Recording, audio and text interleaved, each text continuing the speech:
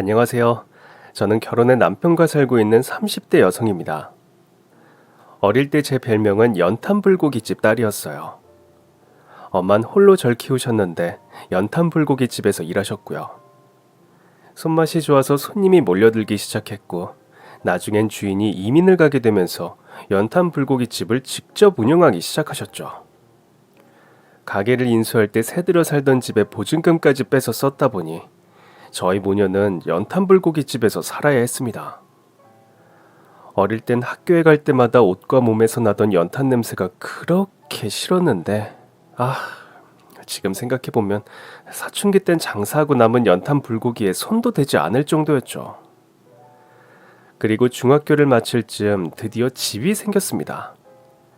가게에 있던 짐을 새 집으로 옮기는데, 정말 하늘을 날아갈 것 같았어요. 물론 엄만 그날도 연탄불고기를 굽느라 이삿짐이 들어가는 것만 보고 후다닥 가게로 돌아가셨지만요. 결국 집 청소는 제 몫이었지만 혼자 땀을 뻘뻘 흘리며 집을 쓸고 닦는데도 얼마나 좋았는지 모릅니다. 이젠 압니다. 한땐 엄마 둘이 사는 애라고 연탄불고기집 딸이라고 손가락질도 받았지만, 엄마와 둘이 살았어도 연탄불고기 덕분에 먹고 사는데 걱정 없이 잘 살아왔다는 것을요. 덕분에 대학도 가고 졸업 후엔 취업에도 성공했어요. 제가 취업을 하면서는 늘 시끄러웠던 연립주택 생활도 마쳤습니다. 엄마가 소원하던 게 작더라도 우리만의 작은 마당을 가진 조용한 단독주택이었거든요. 살던 집 팔고 대출도 좀 꼈더니 아파트에 비하면 훨씬 저렴하더라고요. 그렇게 또 한 번 집을 옮겼죠. 그러다 보니 어느새 제 나이 30을 넘겼더라고요. 그즈음 몇 년째 제 주변을 맴돌던 거래처 남자와 연애를 시작했습니다. 그런데 그 사람과 1년쯤 만나고 있던 어느 날, 엄마가 불쑥 묻더라고요. 너 언제 결혼할 거야? 갑자기 웬 결혼? 저는 결혼은 최대한 늦게 하라며, 내가 원하는 거 마음껏 하다가 다 했다 싶을 쯤에 하라고 한 게 누군데. 그것도 좋긴 한데, 갑자기 내 소원이 됐네. 나 결혼하는 게? 왜? 너 결혼하는 거 내 두 눈으로 꼭 보고 싶어. 엄마도 참, 보면 되지. 엉뚱한 소리를. 엄마, 혹시 무슨 일 있어? 엄만 한동안 대답이 없었습니다. 아무래도 느낌이 좋지 않았어요. 잠깐만, 얼마 전에 엄마 건강검진 했지? 결과 나온 거야? 왜? 뭐가 안 좋대? 뭔데 그래? 엄마, 이제 폐암 말기래. 정말 이제 하늘이 무너지는 것 같았습니다. 그날도 엄만 이른 아침부터 저녁까지 연탄 불고기 장사를 하고 돌아온 날이었어요. 기가 찼습니다. 폐암이라는 사실을 알고도 일이 하고 싶었나 싶더라고요. 엄마, 지금 내 결혼이 문제가 아니라 일단 일부터 쉬어야지. 오늘도 여태 장사하고 온 거야? 장사도 하고 이제 누구 만날 사람도 있고 해서. 병원비는 부족하면 내가 대출이라도 해서 보탤 테니까. 넌 그런 걱정할 거 없어. 그냥 결혼해서 잘 살면 돼. 어떻게 걱정을 안 해?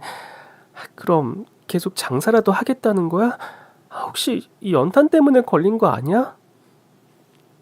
무엇 때문이든 엄만 후회 안 해. 이렇게 너 키웠으니까 더 바랄 것도 없어.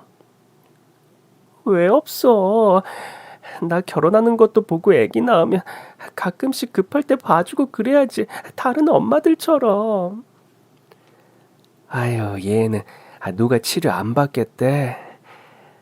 근데 가능성이 높지가 않잖아. 그래도 약속해. 날 위해서 끝까지 포기 안 하겠다고. 알겠어, 알겠다고. 처음엔 나약한 소리 말라고, 나 결혼할 때까지 살아있으라고 우기기도 했습니다. 그러나 엄마의 고통스러운 치료 과정을 보면 볼수록 자신이 없어지더라고요. 어쩌면 엄마가 정말 세상을 떠날 수도 있겠다 싶었어요. 결국 저도 결심해야 할 때가 온 것 같았습니다.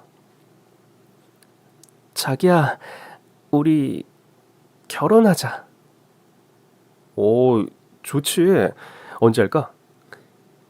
갑작스러운 제 말에도 남편은 기꺼이 오케이였습니다.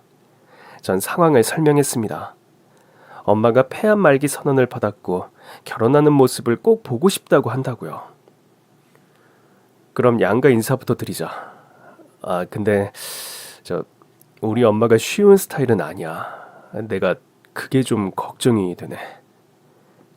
난 뭐든지 할 수 있어. 평생 날 위해 산 엄마도 있는데 뭐. 각오하고 시댁에 첫인사를 들리러 간 날이었습니다. 그래서 1년을 만난 거랑 결혼하는 거랑 대체 무슨 상관이니? 엄마, 무슨 말을 그렇게 해? 문전박대까지는 아니었지만 분명 미리 약속하고 간 자리였음에도 차 한 잔, 과일 한 접시가 없었습니다. 아니 얘, 네가 대답해봐. 네가 우리 집에 가당키나 하니?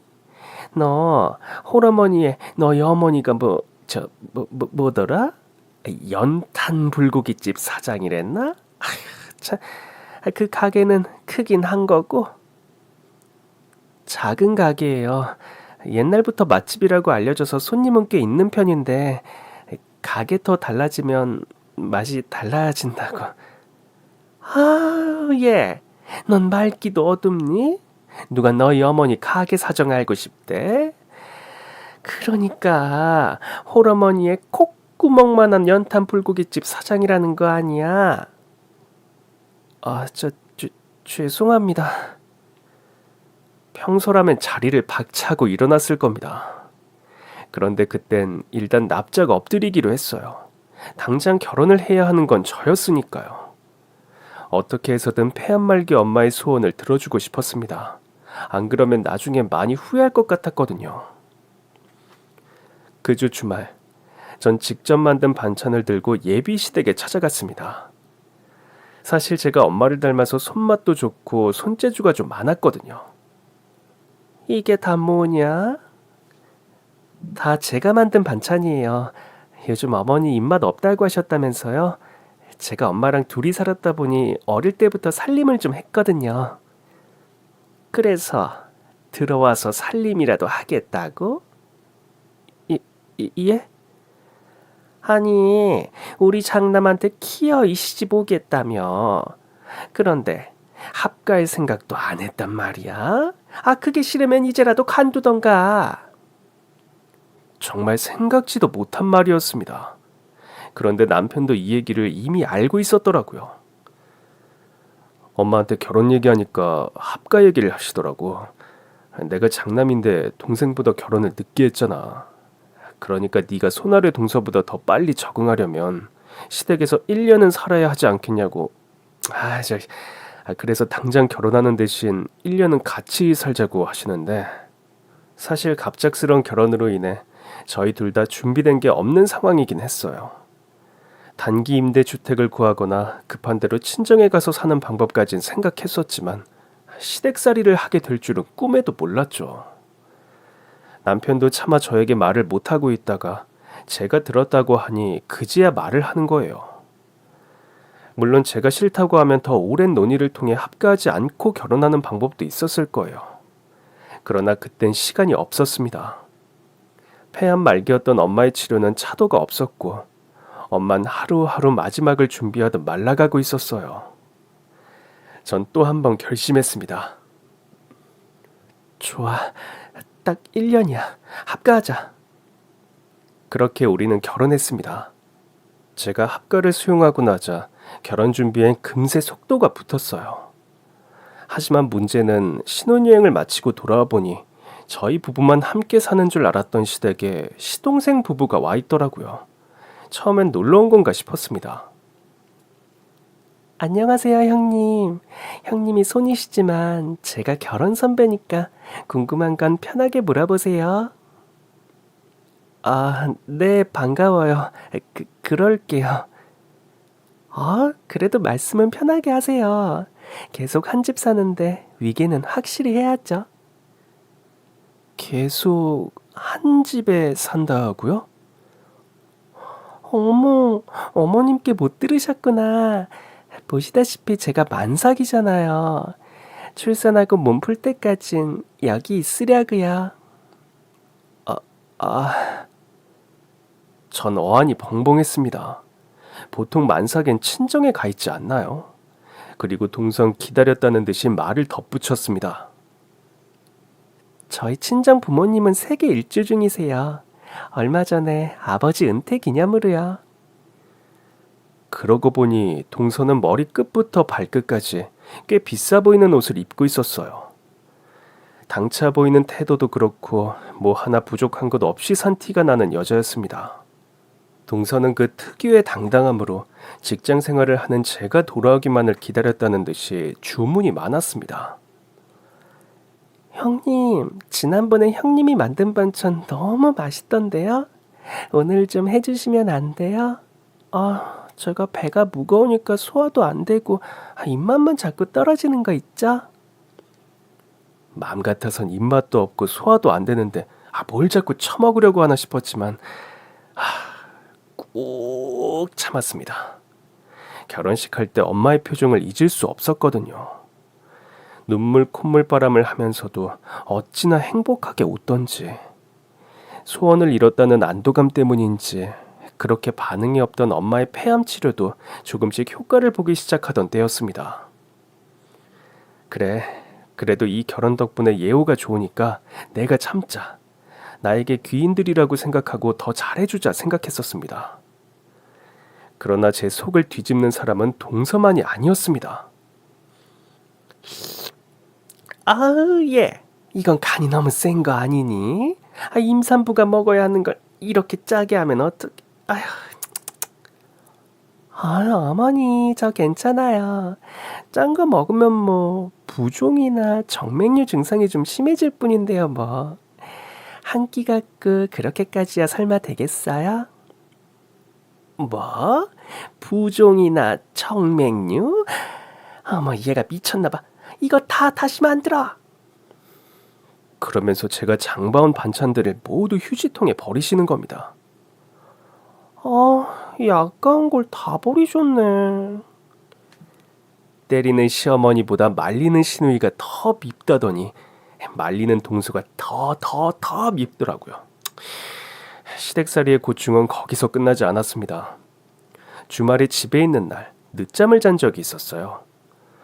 놀라서 급히 나와보니 시어머니와 동서가 시켜 먹은 건지 집안 가득 짜장면 냄새가 가득하더라고요. 어머니 식사하셨어요? 네가 늦게 일어나서 그냥 시켜 먹었다. 예. 냄새의 근원은 식탁 위에 먹고 치우지 않은 짜장면 그릇과 남은 몇 조각의 탕수육이었어요. 형님, 탕수육은 좀 남았는데 혹시 드실까 해서 그냥 뒀어요. 아유, 우리 둘째는 마음도 이쁘지. 너 다 먹으라니까 그걸 또 남겼어? 정말이지 어이가 없는 양이었습니다. 남겼다기보단 남았다고 봐야 할 수준의 탕수육 2조각이 다였어요. 그냥 치우기 싫어서 뒀다는 걸 한눈에 알 수 있었죠. 전 그것들을 꾸역꾸역 치웠습니다. 남은 2조각이요? 그건 그냥 버렸죠. 그걸 버리고 있는데 동서가 그새 옆에 와선 한 소리를 하더라고요. 어머, 형님, 제가 너무 적게 남겨서 서운하신 거예요? 그래서 그냥 다 버리신 거예요? 뭐? 그냥 다 버렸다고? 네, 어머님, 싹 다 버렸어요. 저 형님, 제가 지금 바로 형님 거 따로 시켜드릴게요. 오랜만에 푹 주무시는 것 같아서 불을 안 깨운 건데. 동서는 양의 탈을 쓴 여우였습니다. 그러면서 휴대폰을 드는데 시어머니가 냅다 그러시더라고요. 됐다. 시켜주긴 뭘 시켜줘. 그냥 알아서 먹게 둬. 솔직히 그간 이런 일이 한두 번이 아니었습니다. 두 사람이 속닥거리다가 제가 나오면 입을 꾹 다무는 건 기본. 한 번씩 먹는 걸로도 이렇게 치사하게 굴었어요. 그럴 때마다 동서가 정말 있는 집 자식이 맞나 싶을 정도였죠. 연탄불고기집 딸인 저보다도 더 치사하게 굴었으니까요. 근데 여보, 동서네 집안이 그렇게 좋아? 아버지가 교수셨다고 들었어. 최근에 은퇴하셨고. 그 얘기를 듣는데 교수 집안 딸내미가 혼전 임신으로 결혼을 했구나 싶은 마음이 훅 올라오더라고요. 하지만 꾹 참았습니다. 곧 엄마의 생일이었거든요. 엄마가 이번 생일을 맞이하는 것만으로도 감사할 때였어요. 나쁜 말은 최대한 삼가고 감사하는 마음만 갖고 살자며 매 순간 마음을 추스렸어요. 곧 장모님 생신이잖아. 선물 뭐하지? 난 이미 준비하고 있지. 뭔데? 아, 설마 그거? 사실 이것도 엄마에게서 물려받은 손재주인데요. 전 그때 엄마의 스웨터를 손수 뜨고 있었어요.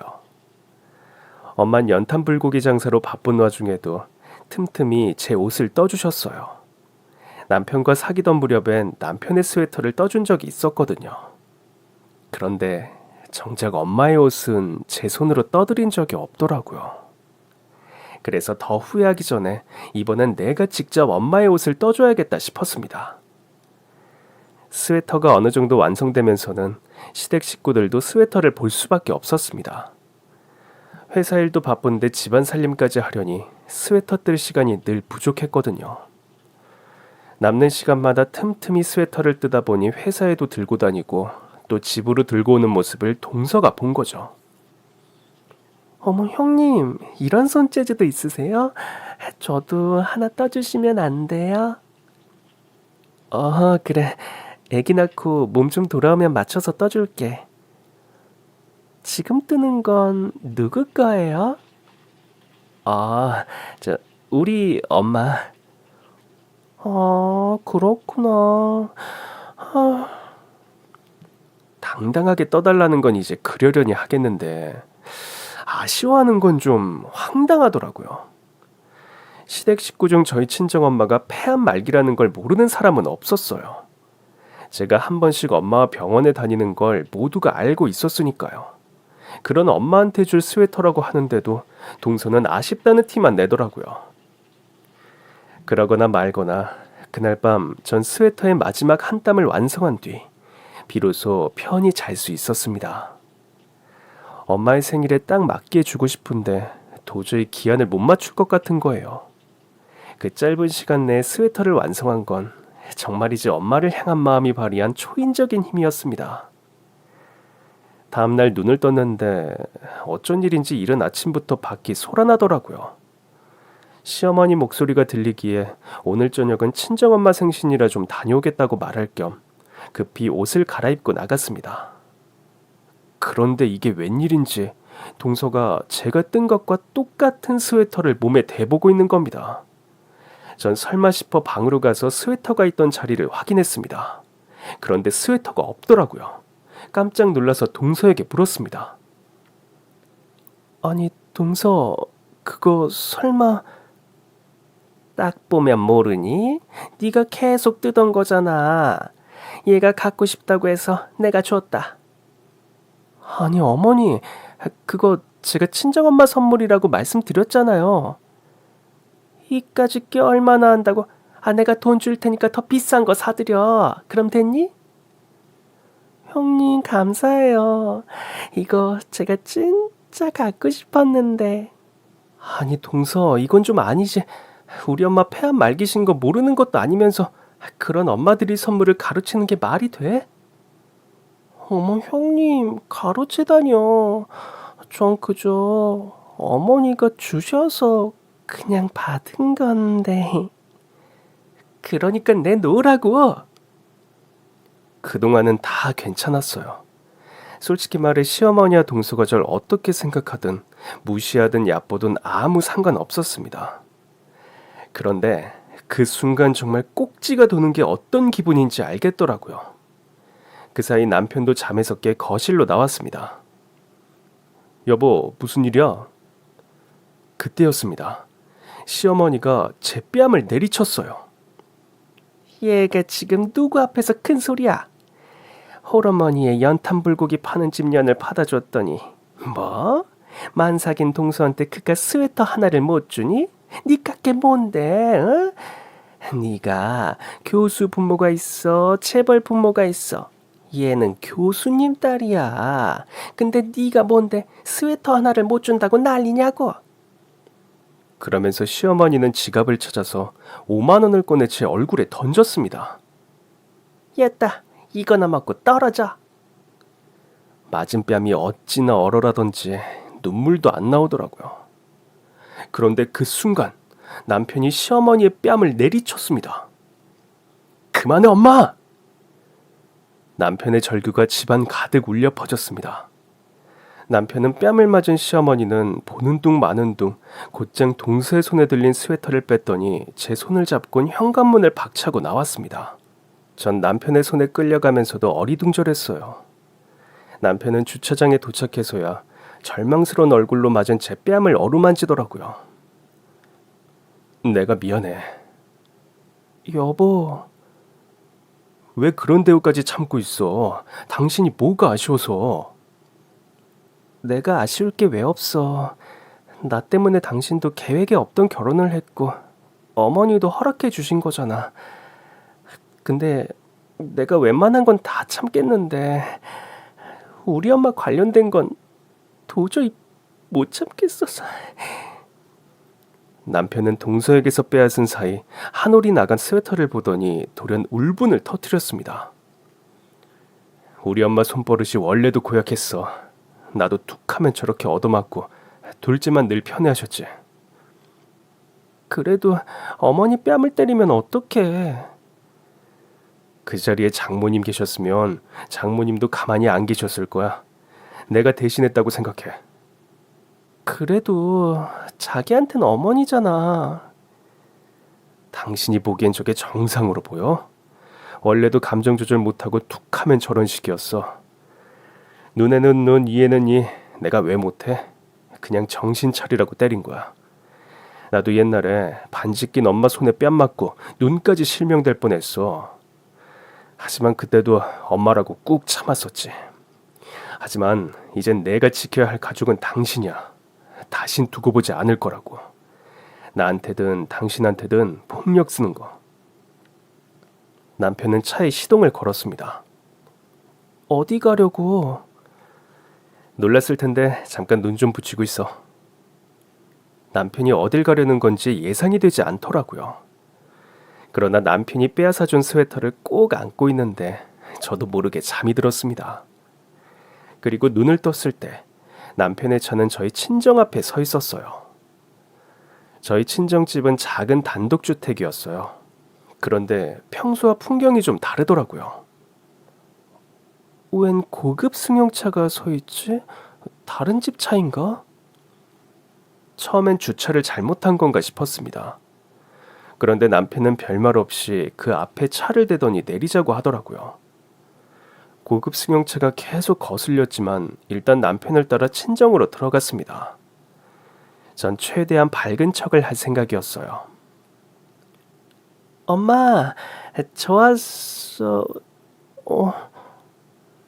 거실에 엄마와 함께 손을 꼭 잡은 중년의 남자가 있었습니다. 전 너무 깜짝 놀랐죠. 엄마, 애인 있었어? 그런데 그 남자가 저에게 그러는 겁니다. 우리 딸 왔구나. 전 놀라서 남편을 봤습니다. 그런데 남편은 전혀 놀라지 않은 눈치였어요. 아빠 오셨어. 뭐? 그런데 옆에 있던 남편이 제 어깨를 감싸더니 그러는 겁니다. 맞아, 아버님이셔. 남편의 이야기는 우리가 결혼 승낙을 받던 그날로 거슬러 올라갔습니다. 어머니께 인사드리러 온 날, 자기가 화장실 간 사이에 어머님이 말씀해 주셨어. 사실 자기한테 아버지가 있다고. 맞아, 내가 알려줬어. 너 아빠 없다고 무시당할까봐 시댁엔 굳이 알리지 않더라도 손서방만큼은 알고 있으라고. 너 아빠 있고 사정상 같이 못 사는 것 뿐이라고. 연락이 끊긴 거 아니었어? 엄마가 끊고 살았지. 왜?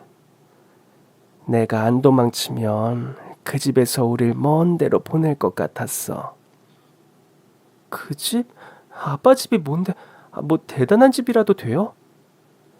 그 순간 집 밖에 서 있던 고급 승용차가 떠올랐습니다. 엄마의 손을 잡은 아빠의 모습 또한 동서와 비교할 수 없을 만큼 부티가 나더라고요. 난 그냥 태어나 보니 대기업 재벌가의 아들이었어. 다 버리고 엄마한테 오려고 여러 번 시도했는데 번번이 실패했지. 너 가진 거 알고 외국으로 가려고도 해봤는데 늘 난 아버지의 손아귀 안에 있었지. 그러다 만삭이던 엄마와 연락이 뚝 끊겨버린 거야. 세상 어디에도 없는 사람처럼 사라졌더라고. 기가 차서 엄마를 봤습니다. 이렇게 멀쩡한 아빠를 놔두고 그 고생을 했나 싶었어요. 거짓말해서 미안해. 근데 네 아빠 집에서 날 조용히 불러선 그러더라고. 애랑 살 수 있게 해줄 테니까 외국으로 나가라고. 대신 거기서 조용히 살면서 평생 네 아빠 앞에 나타나지 말아달라고. 근데 그건 한마디로 평생 쇠창살 없는 감옥이잖아. 좀 편하게 살 수도 있었겠지. 하지만 평생 감시나 당하면서 살긴 싫었어. 무엇보다 내 뱃속에 있는 애는 누가 뭐래도 내 애였으니까. 아무리 생각해도 상상이 가지 않는 조합이었습니다. 두 분은 어떻게 만난 건데요? 어릴 때 내가 병약해서 시골에서 자랐거든. 중학교 때까지도 그 동네에서 살았지 아마? 맞아. 우리 같은 중학교 다녔어. 너희 엄만 그 동네에서도 손재주가 가장 좋은 여자였지. 아빤 그 순간을 기억하는 것만으로도 행복하다는 듯 눈을 빛냈습니다. 그때까지도 네 아빠가 얼마나 골골대고 다니던지 내가 목도리를 떠서 줬거든. 그런데 그 후로 매일같이 그 목도리를 하고 다니는 거야. 그러더니 어느 날 갑자기 말도 없이 전학을 가버린 거 있지? 내가 못된 놈이라고 얼마나 욕을 하고 다녔는지 몰라. 아빤 미안하다는 듯 꼭 잡은 엄마의 손등을 토닥였습니다. 다시 서울로 오라는 아버지 명령에 인사도 못하고 전학을 갔어. 그 뒤로 뭐 집에서 하라는 대로 살아야 해서 고등학교까지 졸업하고 대학교 가서야 좀 자유가 생겨서 네 엄마 찾으려고 다시 그 동네도 가고 했는데 서울로 가서 일을 하고 있다는 거야. 겨우겨우 찾아서 가보니까 어느 작은 회사에 격리로 일하고 있더라고. 엄마가 결혼 전에 격리로 일했다는 건 처음 듣는 얘기였습니다. 제 기억에 엄만 늘 연탄불 고기를 굽고 있었으니까요. 그렇게 다시 만났지. 근데 뭐 부잣집 도련님이랑 연애하는 게 어디 쉽니? 얼마 못 가서 또 그 집에 들키고 그러다 둘이 도망을 간 거야. 어디로? 아빠는 민망한 듯 헛기침만 해댔고 엄만 쑥스러운 듯 얼굴까지 붉히며 말했습니다. 저기 어디 그 섬이었는데 아휴 이 배가 엄청 빨리 끊기더라고. 그거 내가 노리고 간 거였어? 아유 정말 아유. 폐암투병으로 늘 기운이 없던 엄마가 새침하게 아빠의 팔뚝을 툭 때리는데 낯설고 간지러운데도 기분이 나쁘진 않더라고요. 근데 어떻게 알고 온 건지 다음날 아침에 일어났더니 이 사람 집에서 섬까지 아빠를 데리러 왔더라고. 결국 아빠는 끌려가고 나는 혼자 배 타고 나왔지 뭐. 근데 거기서 네가 생긴 거야. 어찌나 막막하던지. 또 몇 달 만에 아빠한테 연락이 왔길래 임신했다고 말했더니 자기랑 야반도주를 하자고 하더라고. 아예 외국으로 가자고. 그래서 짐 다 챙겨서 공항까지 갔는데 아휴, 거기서 또 잡혔지 뭐. 돌이켜보면 그때 우리 둘 다 20대 초반의 어린애였는데 안 들키고 도망갈 수 있다고 생각한 게 오산이었어. 어떻게 해서든 부모님을 설득하는 쪽을 택했어야 했는데 아휴, 내가 너무 미련했지. 설득이 됐겠어? 당시 집은 절대 설득 안 됐을 거야. 차라리 날 쥐도 새도 모르게 죽이면 죽였지. 내가 미안해. 내가 죽일 놈이야. 아휴. 서로의 손을 꼭 잡은 모습이 어찌나 자연스럽던지 전 꿈을 꾸고 있는 것 같았습니다. 황당한 마음에 남편에게 한 소리 했습니다. 아니 그럼 나한테 말을 해줬어야지. 갑자기 이게 무슨 일이야. 어머니께서 당신한테도 당분간 말은 말라고 이제 조만간 연락을 주면 좀 데리고 와달라고 하시더라고. 당신 가뜩이나 정신 없는데 미리 알면 사서 걱정할 타입이라면서. 그래도 그렇지. 솔직히 말해 좋았습니다. 생각도 못한 아빠의 등장에 놀라긴 했지만 지금 엄마에겐 누구보다 옆을 지켜줄 사람이 필요했으니까요. 그래서 너한테 결혼하라고 한 거야. 너한테 내 병수발 맡기고 싶지 않았어. 내가 어떻게 되든 너 결혼해서 잘 사는 거 보고 싶었어. 내 병수발 할 사람은 내가 연락하면 한 걸음에 달려올 거 알았으니까. 어쩐지 이상하다 했어. 내가 일단 엄마 병부터 고치자고 그 다음에 결혼하겠다고 그렇게 설득하게 말을 안 들었잖아. 그럼 내가 결혼해서 친정 들어와서 살겠다고 했을 때도 그럴 거 없다고 끝까지 만류한 이유도 설마 아빠 때문이었어? 처음 불러보는데도 그냥 자연스럽게 아빠 소리가 나오는 거예요. 얼굴을 보는데 제가 아빠를 똑 닮았더라고요. 당연하지. 네가 있으면 아빠가 어떻게 편하게 여기로 오겠어. 그럼 좀 일찍 불러서 내 결혼식에도 오게 해드렸으면 좋았잖아. 딸 미안해. 내가 그땐 네 엄마 고칠 병원 찾느라 외국에 나가 있었어. 이미 그때도 연락을 하고 있었다고요? 알고 보니 폐암말기 선고를 받은 직후 엄마가 가장 먼저 연락을 한 사람은 아빠였더라고요. 사실 그날 낮에 여기 왔었어. 너도 몰래 봤고. 근데 그땐 엄마를 살려야겠다는 생각에 눈이 뒤집혀 있어서 너랑 재회할 날은 많이 있을 테니까 일단 폐암말기 치료에 성공했다는 외국 병원부터 알아보고 직접 가서 확인부터 했지. 아휴, 그런데 돌아와 보니 네가 그 사이에 결혼을 했다는 거야.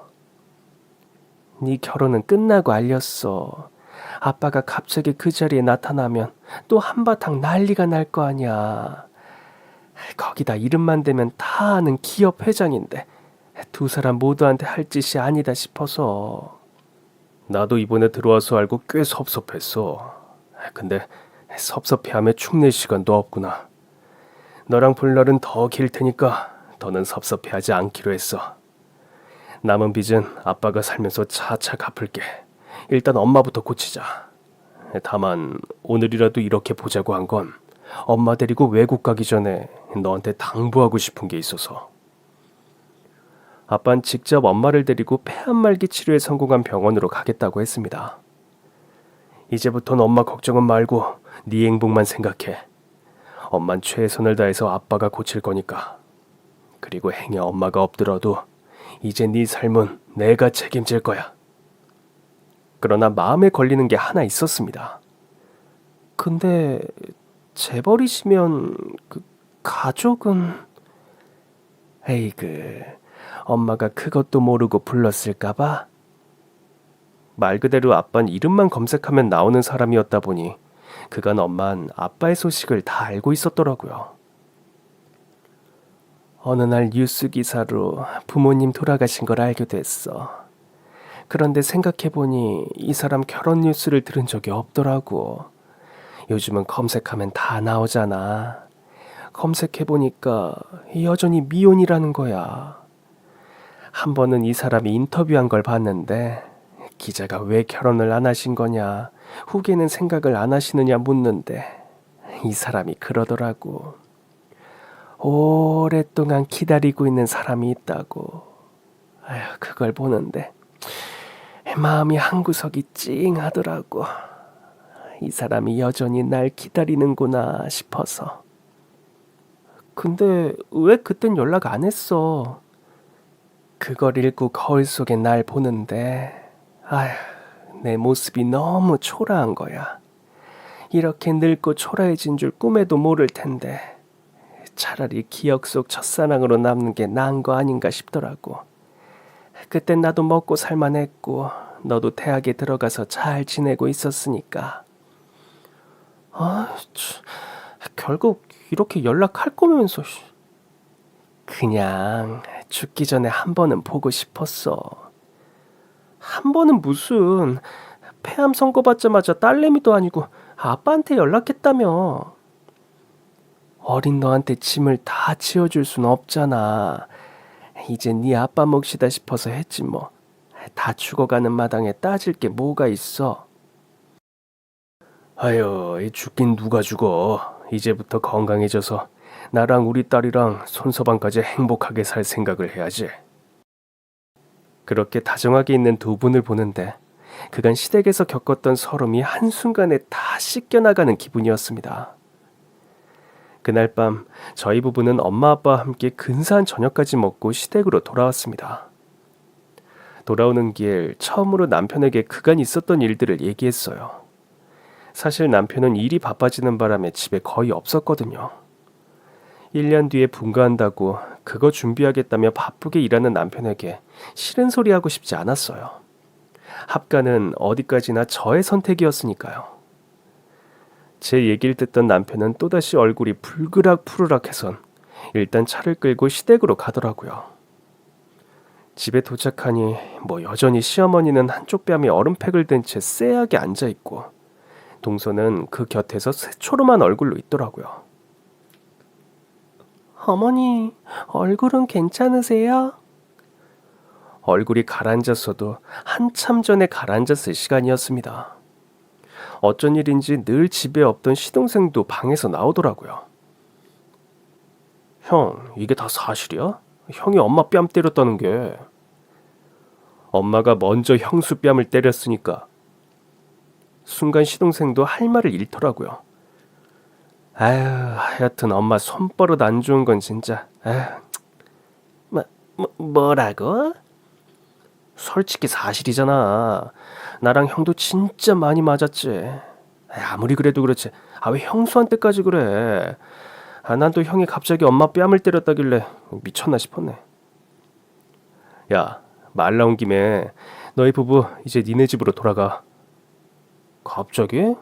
우리 와이프 곧 애기 낳을 텐데. 아니면 그 집 우리 부부가 당분간 좀 쓸게. 그럴래? 그래도 되고.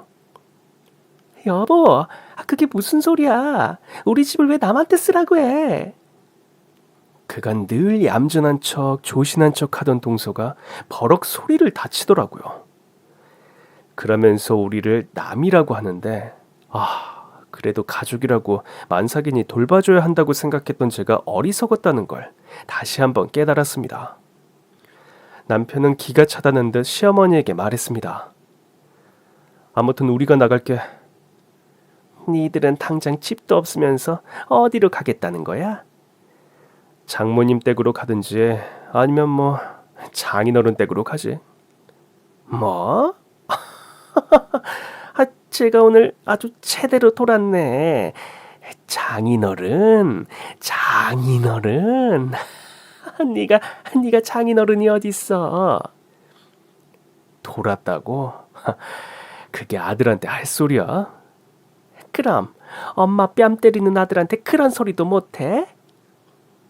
돌아오는 길, 전 그 점에 대해선 남편에게 사과하라고 미리 말을 해둔 상태였습니다. 그래. 난 엄마처럼 안 돌았으니까 사과드릴게요. 제가 잘못했어요. 근데 난 엄마도 눈에는 눈, 이에는 이를 좀 알아야 한다고 생각해. 나는 엄마 자식이니까 참을 수 있어요. 근데 남의 집 귀한 딸한테 이러는 건 아니지? 귀한 딸? 기가 차서 진짜. 어딜 봐서 귀하니? 연탄 냄새 맡고 자라서 얘 엄마도 그래서 폐암 걸린 거 아니야. 막말로 얘도 언제 폐암 걸려서 갈지 모르는데 귀하기는 개뿔. 아휴. 어머니! 전 차마 엄마에게 주지 못한 올이 나간 스웨터를 동서의 얼굴에 집어 던졌습니다. 형님. 아니 형수, 이게 지금 뭐 하는 거예요? 아니 왜 화풀이를 우리 와이프한테... 그걸 왜 동서한테 던졌는지는 직접 본인한테 물어보시고요.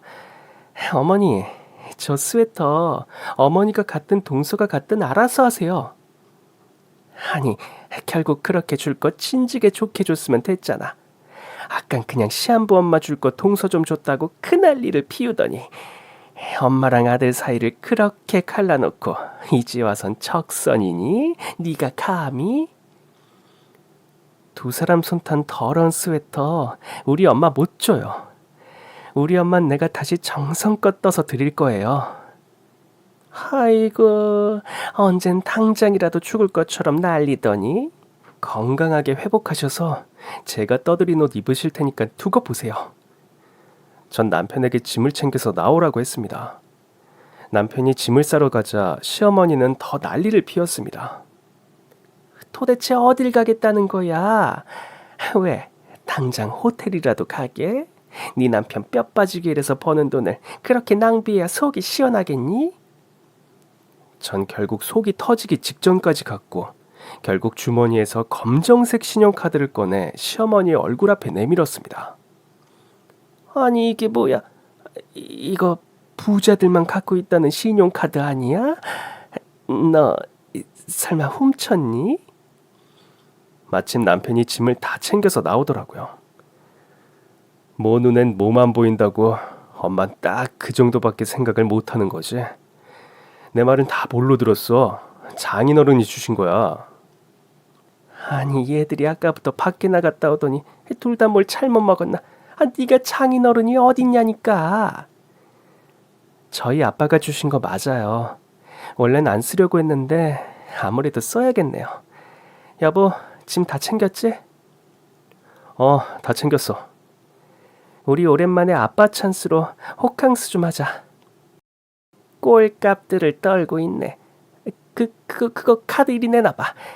그거 그냥 색깔만 검은색인 거 아니야? 그러나 급히 제 카드를 확인한 동서가 시어머니에게 말했습니다. 어머니, 이거 한도 없는 신용카드 맞는 것 같은데요? 뭐? 저는 시어머니께 정중히 고개를 숙였습니다. 이렇게 소란스럽게 나가고 싶진 않았는데 제가 아무리 잘하려고 해도 어머님은 안 바뀌시네요. 사실 그간은 행여나 내가 못되게 굴면 우리 엄마 치료에 방해가 될까 늘 조바심 나는 마음으로 참으며 살았어요. 근데 이제 마음 좀 편하게 있으려고요.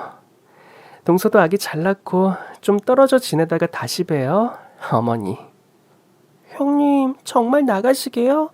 저 아기 낳는 것도 안 보시고요? 동서가 온갖 불쌍한 척을 하는데 기가 차더라고요. 그 말에 대한 대답은 남편이 대신했습니다. 출산은 각별한 저희 엄마랑 같이 하시면 되겠네요. 저희 나갑니다. 저희가 그렇게 나갔는데도 시어머니 동서네 집에 가 있으라든지 미안하니까 돌아오라는 연락도 일절 없었습니다. 이 일을 알게 된 아빠는 바로 저희에게 아파트를 마련해 주셨어요. 처음엔 부담스럽다고 거절도 해보고 평수가 너무 크다고 만류도 해봤지만 소용이 없었습니다. 아빠, 우리 엄마 집에 있으면 돼요. 어차피 엄마랑 아빠는 외국에 가 있을 거니까. 이제 그 집은 엄마랑 아빠의 공간인데 왜 너희들이 침범하려고 하니? 너 이거 안 받으면 아빠는 네 걱정 때문에 엄마 치료에만 집중할 수가 없어. 자, 어떻게 할래? 받을래? 아니면 아빠 계속 걱정시킬래? 결국 전 두 눈 딱 감고 집을 받았습니다. 제가 집을 받자 아빠가 얼마나 좋아하셨는지 몰라요. 이제야 딸에게 집 한 채 해줬다고 결혼 선물이라면서요. 며칠 뒤 엄마는 아빠와 함께 외국으로 떠났습니다. 긴 여정이 될 예정이었어요. 그럼에도 아빠가 엄마의 곁에 있어서 얼마나 마음이 든든했는지 모릅니다. 아빠는 매일같이 저에게 메시지로 엄마의 치료 상태와 사진을 보내주셨어요. 아픔을 공유하다 보니 아빠와도 빠르게 가까워질 수 있었습니다. 또 휴가 땐 저희 부부도 엄마를 보기 위해 외국으로 나갔습니다. 그러는 사이 1년이 흘렀어요. 그 사이 동서는 아이를 낳았고 어느 날 갑자기 시어머니에게서 연락을 받았습니다. 너희 사는 데 좀 한번 보자. 신랑하고 얘기 좀 해볼게요.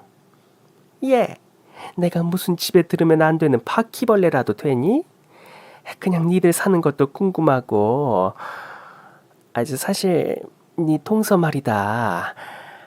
제 몸 다 아픈 지가 언젠데 왜 자꾸 안 돌아가는 거니? 애가 치엄마 닮아서 예민해가지고 밤낮 없이 울어댄다. 아유, 이제 내 울음소리에 친절머리가 나서 못 살겠어. 결국 전 시어머니에게 저희 집 주소를 알려드렸습니다. 집을 본 시어머니는 눈이 휘둥그레지셨어요. 너희가 이렇게 좋은 집을 어떻게... 설마 나 보여주겠다고 비싼 월세 사는 건 아니지? 전 어이가 없었지만 꾹 참았습니다. 아빠가 해주셨어요. 결혼 선물이라고. 니네 아직도 그 소리야? 네가 아빠가 어딨어? 그럼 왜 결혼식장에 안 오셨는데? 저도 안지 얼마 안 됐어요. 엄만 지금 아빠랑 외국에서 치료받고 계시고요. 그럼 그때 그 부자들만 가진 신용카드도 진짜였어? 전 다시 그 카드를 꺼내 시어머니에게 보여드렸습니다. 시어머니는 갑자기 입이 귀에 걸려선 절 와라 끌어안으시지 뭐예요. 세상에, 네가 로또였구나. 이게 웬일이야? 도대체 집에 방이 몇 개야? 그러지 말고 내가 여기 와서 좀 지내면 안 될까? 너희도 내 집에서 몇 달 지냈잖아. 그 값 치른다 생각하고. 값은 제 노동력과 생활비로 다 치른 것 같은데요. 아유, 얘도 참 농담이야, 농담. 그냥 이런 집은 처음 봐서 좀 지내게 해달라고 부탁한 거야. 당연히 그 부탁은 거절했습니다. 왜냐하면 곧 엄마가 아빠와 함께 귀국할 예정이셨거든요. 그러나 시어머니에게서 주소를 알려드린 탓에 시어머니는 툭하면 저희 집에 오지 못해 안달이었습니다. 하루는 집에 없다고 오시지 말라고 했는데 주차장에서 기다리고 계시더라고요. 저희 부부는 친정엄마와 아빠를 모시고 오던 길이었습니다. 어머니, 저희 집에 없다고 말씀드렸잖아요. 나는 그냥 네가 귀찮아서 둘러대는 줄 알았지. 어머 사돈, 얼굴이 너무 좋아지셨네요. 혹시 그 옆에 계신 분이... 시어머니는 저희 아빠에게서 눈을 떼지 못하더라고요. 안녕하십니까. 우리 딸 시어머니 되시는 분이군요. 어머, 정말 우리 새아가 아버지세요? 이제야 뵙네요. 시어머니는 엄마를 부축하고 있던 아빠에게 냅다 달려가 악수를 청했고 아빠는 미소를 잃지 않은 채 그 손을 잡았습니다. 말씀 많이 들었습니다. 저도 많이 들었어요. 우리 애들한테 이렇게 좋은 집도 해주시고 카드도 주시고. 일단 들어가시죠. 집으로 들어온 시어머니는 마치 제 집 드나들듯이 부엌으로 가선 과일이며 마실 것들을 꺼내셨습니다. 제가 하겠다고 하는데도 한사코 말리시더라고요. 넌 가서 앉아있어. 그나저나 아버지는 뭐 좋아하시니? 속이 훤히 보였지만 모른 척 오늘은 그냥 과일만 좀 내가면 될 것 같다고 말씀드렸어요. 사실 저흰 이미 식사를 하고 오는 길이었거든요. 아빠는 큰 트렁크에서 선물을 꺼내기 시작했습니다. 우리 딸 선물은 이거. 면세점을 털어온 건가 싶게 온갖 비싼 화장품이며 향수를 한가득 사오셨더라고요. 아빠, 이거 1년을 쓰겠어. 왜 이렇게 많이 사왔어? 당분간은 외국 나갈 일이 없으니까 미리 사왔지. 엄마가 이거 다 네가 좋아하는 브랜드라던데. 그럼 이제 엄마 치료는? 잘 끝났어. 이제 재발하지 않는지 추적 검사만 잘하면 돼. 그래서 아빠도 당분간은 출장도 안 가고 엄마랑 한국에 꼭 붙어 있으려고. 얼마나 기다렸던 순간이었던지 눈물이 다 나더라고요. 물론 그런 분위기에 찬물을 끼얹는 시어머니도 함께였지만요. 아유, 사돈 정말 축하드려요. 근데 제 선물은? 물론 있죠. 아빠가 시어머니의 선물까지 챙겨왔을 거라고는 생각도 못했는데 아빠가 선뜻 캐리어에서 선물을 꺼내시는 거예요. 선물을 받은 시어머니의 표정은 말 그대로 썩었습니다. 여기 빅엿입니다. 오는 길에 길에서 팔길래 하나 사왔습니다. 정말이지 시어머니가 한 품에 안아도 부족할 만큼 큰 빅엿이었습니다. 도대체 아빠가 이걸 언제 산 건가 싶었지만 말을 하면 웃음이 터질 것 같아서 차마 못 묻겠더라고요. 빅엿을 품에 안은 채 당황하시던 시어머니가 애써 미소를 지었어요. 아유, 사돈 감사합니다. 이렇게 큰 엿은 또 처음 보네요. 우리 애한테 듣자니 그 정도 엿은 드셔야겠던데요. 그럼요. 제가 이 엿을 정말 좋아합니다. 알고 보니 시어머니 저희 집에서 살 생각으로 동서도 본인 집에서 내쫓고 작은 짐까지 챙겨서 오셨더라고요. 물론 빅엿을 받은 시어머니는 그 길로 얼굴이 새빨개진 채 주랭량을 쳤습니다. 아유, 내 정신 좀 봐. 그럼 또 봬요. 제가 약속 있는 걸 깜빡하고. 그러면서 은근슬쩍 빅엿이 너무 크다고 다음에 가져간다고 놓고 가시려기에 저희 신랑이 살뜰히 봉투에 넣어서 챙겨드렸어요. 전 시어머니를 배웅하며 당부했습니다. 어머니, 빅엿 꼭 다 드세요.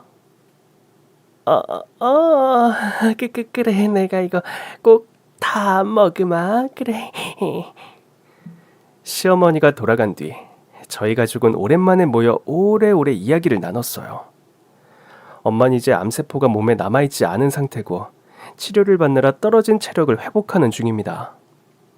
그런 엄마에게 힘내라고 제가 직접 든 스웨터와 함께 얼마 전 병원에서 찍어온 아기 초음파 사진도 드렸어요.